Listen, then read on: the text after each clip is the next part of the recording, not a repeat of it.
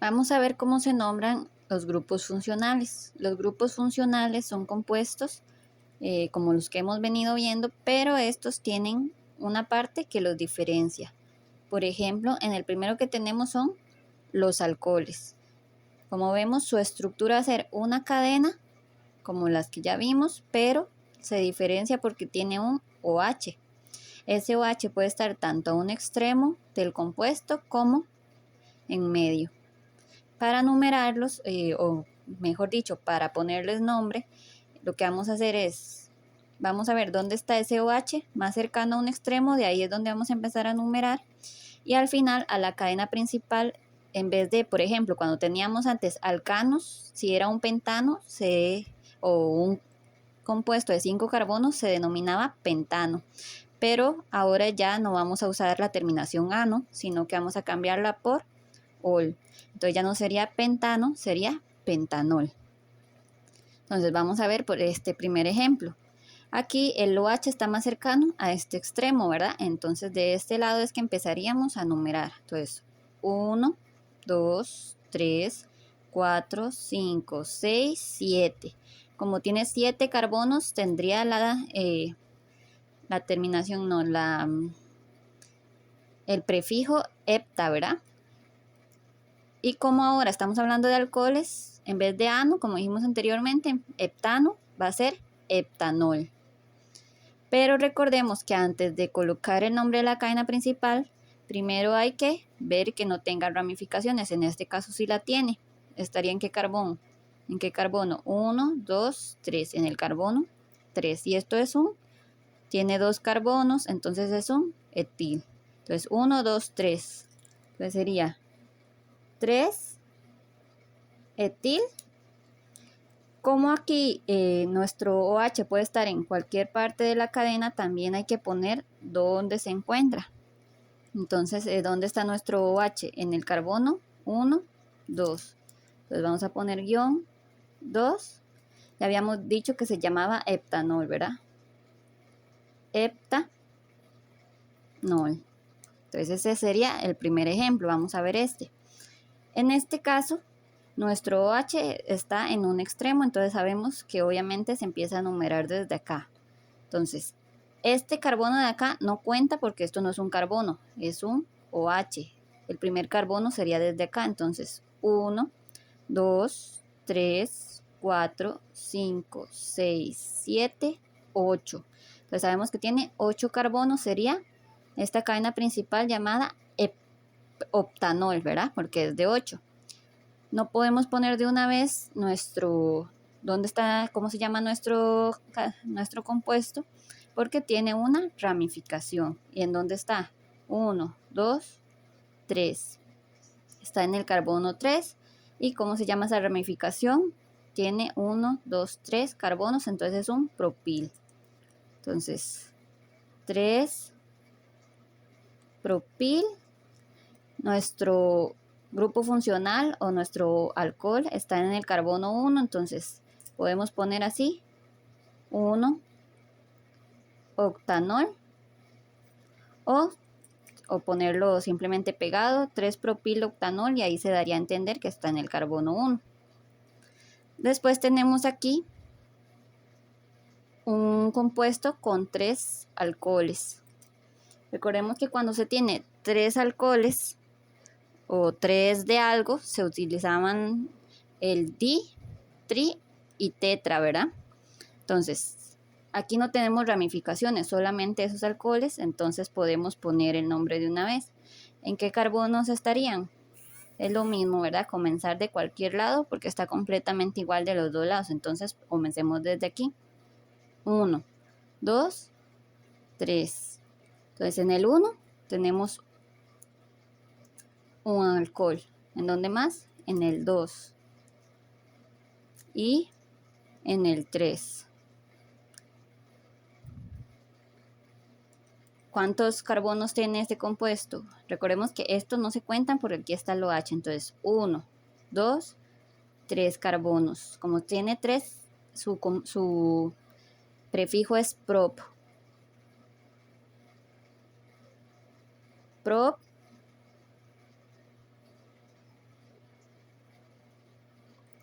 Como tiene 3 OH es tri. Y ahora sí ponemos la terminación ol. Propa, triol. Entonces, ¿dónde vamos a poner? En el caso que tuviéramos 2 OHs o 3 o 4, lo pondríamos el nombre normal, pero antes del ol metemos esa palabra clave. Después tenemos los aldehídos. Los aldehídos se van a identificar igual porque tienen una cadena normal, ¿verdad? Pero al final tiene este grupo funcional que está compuesto por un carbono, un enlace doble a un oxígeno y un enlace sencillo a un hidrógeno. Este siempre se va a encontrar a un extremo del compuesto. No es como estos que puede estar en cualquier lado del compuesto, sino que siempre va a estar a un extremo. Entonces siempre vamos a empezar a numerar a partir de él.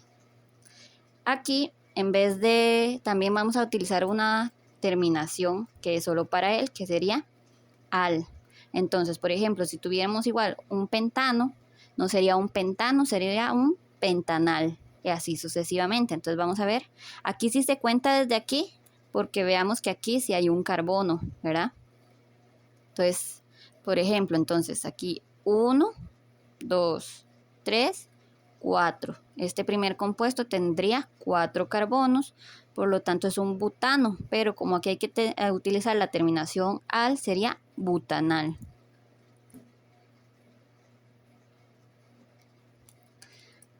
Aquí no tenemos ningún otro tipo de ramificaciones, entonces se ponía el nombre de una vez.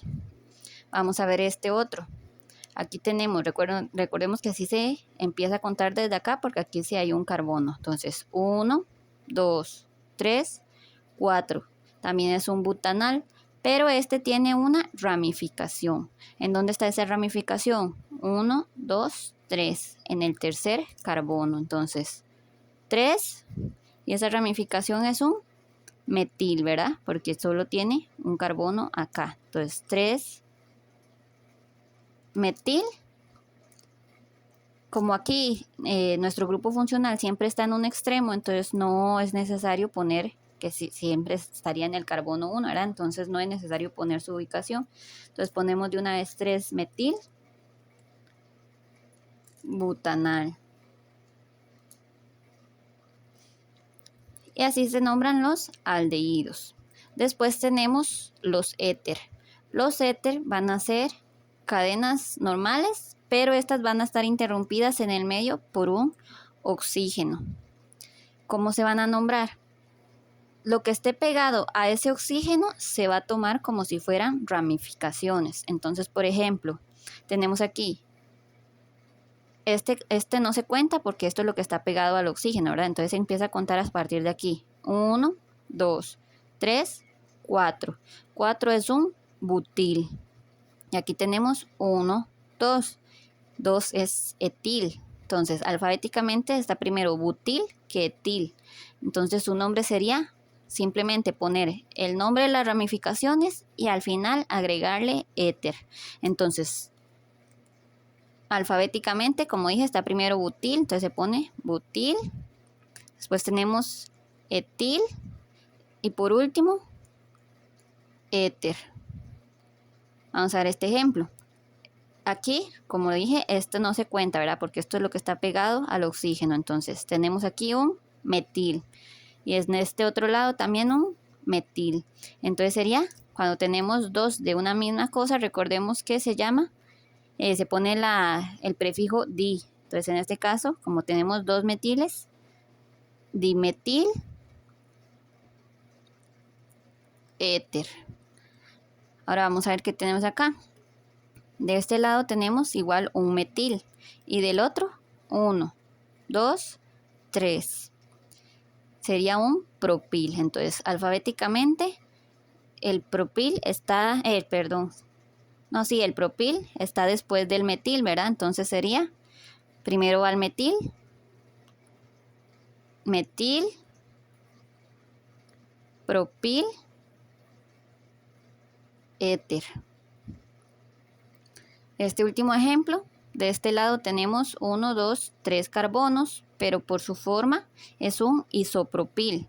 Y de este lado tenemos 1, 2. es un etil.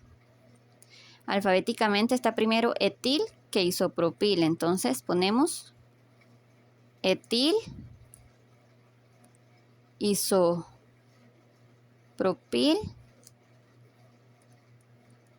éter. Y así se nombran los éter. Después tenemos las aminas. Las aminas las vamos a identificar así, igual, una cadena normal, pero en un extremo va a ir un NH2. O igual se puede ver de esta forma.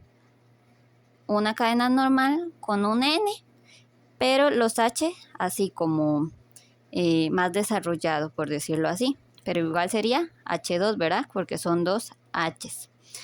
Esto puede estar de tres formas. Tiene una clasificación primaria, secundaria o terciaria.